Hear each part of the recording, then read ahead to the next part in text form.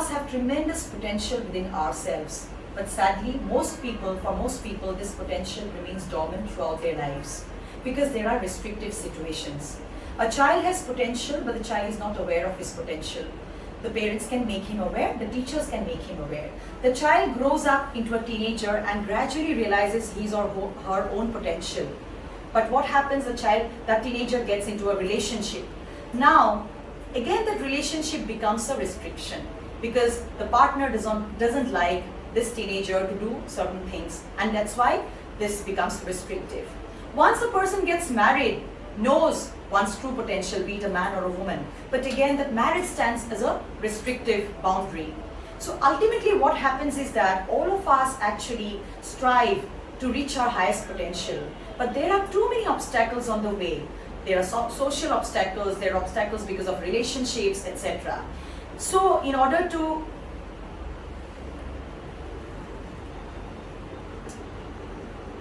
something is wrong? Yeah. In order to be able to reach our highest potential, we will have to learn to love ourselves and to continue to love ourselves. There are some tips of self-love. First is, we'll have to learn taking responsibility for our own life. All of us learn through mistakes. We have made ours. But those mistakes have made us wiser. And the wiser me loves myself and will not repeat those mistakes and is more powerful within, more aware, and lives a healthier and happier life. Belief in oneself, I said, I have to believe in myself. Please learn to believe in yourself. You are enough, you are good. Being enough does not mean that you will be complacent. Being enough means you accept yourself as you are, and yet you strive to become someone better every day.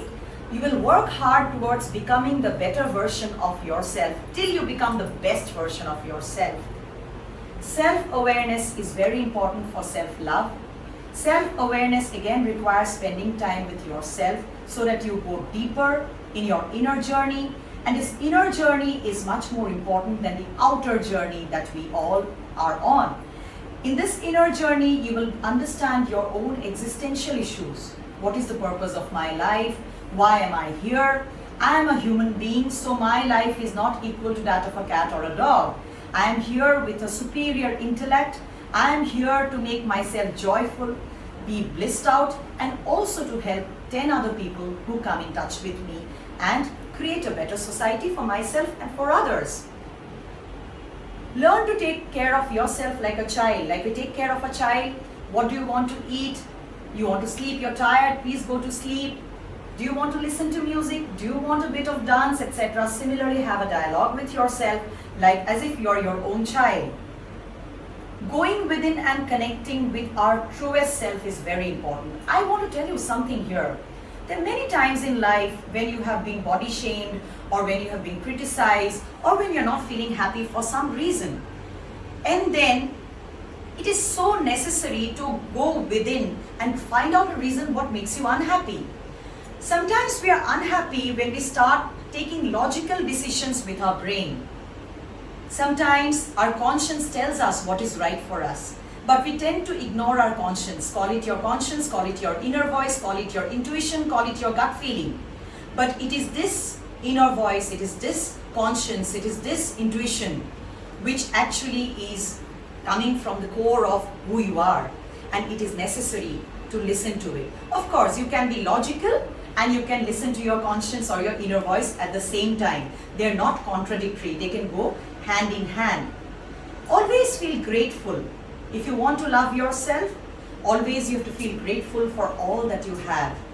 Every day towards the end of the day, please list down at least 5 things that happened during the day for which you need to be grateful to God, to the Almighty, to the superpower, to the energy, whatever you call.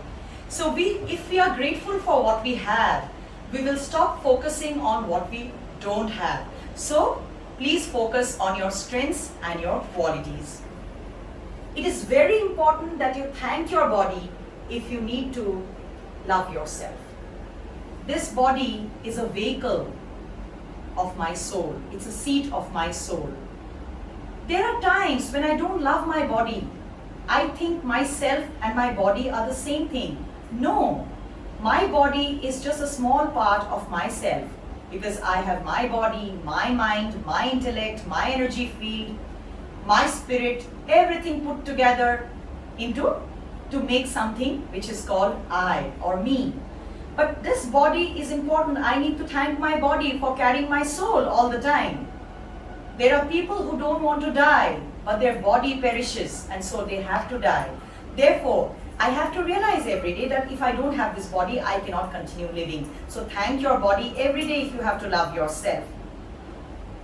And please learn to be a master of your life. Very often we have a tendency of blaming our upbringing, blaming other people, situations, circumstances for our suffering. Let's say we got into the wrong marriage. Let's say we got into a toxic relationship. We always blame the other person. We say that person did this to me and it happened. No, we have to learn to be a master of our life. Certain failures all our failures, not certain failures, certain things in which we fail, it's a signal that we are heading in the wrong direction. It is God's way of saying, I say that it is God's way of saying that you need to change your direction. If you are driving on a bumpy road and if you expect that your bumpy road is going to get better later, it is because of your lack of wisdom or lack of knowledge. You need to understand that this road is getting too dangerous. This is not my path. I need to take a U-turn. It is you who has to be a master of your own life. It is you who has to be a driver in the driver's seat of your own car when it comes to the car of life. It is you who's the captain of your own soul. It is only when you take personal responsibility for all your successes and your failures, and you're responsible to make, and you agree to make amends for all the mistakes that you've made, that you can start loving yourself and you can continue loving yourself. Keep your vibrations high. As I told you earlier, all of us have an energy field. You must have felt this before. Sometimes when a person walks into a room, even before you start talking to that person, you can feel some positive vibes. Vibes means vibrations. Sometimes when someone walks into the room, you feel that those negative vibes. And sometimes it's so nice to be around someone and talking to someone because you get something from that person, you don't know what. You actually get the vibrations. Always keep your vibrations high by being surrounded by positive people. Positive people are people who talk about positive things, constructive things. Can I give you an example where you get a phone call, you take the call, and you were happy before the phone call, you start talking to the person, and then you keep the phone and you feel devastated, tired, your energy is gone, etc. So what happens is you got the energy from the other person who was not so positive or perhaps negative. Therefore, always avoid such people who make you feel bad about yourself, low about yourself. Only when you learn to avoid, you will learn to love yourself. Remember, this life begins and ends with you. We come alone and we go alone, and our time on this planet is very limited. So always remember, the other people who come, they are co-passengers in our journey of life. Some of them stay with us for a very short time, some for a longer time, but none forever.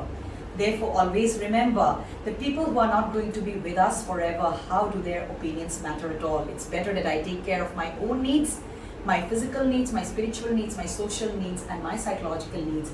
Then, when I am full, I am happy, I am filled with joy, then my joy, my happiness will overflow and it will touch other people's lives. And that's the way to actually inspire and motivate other people.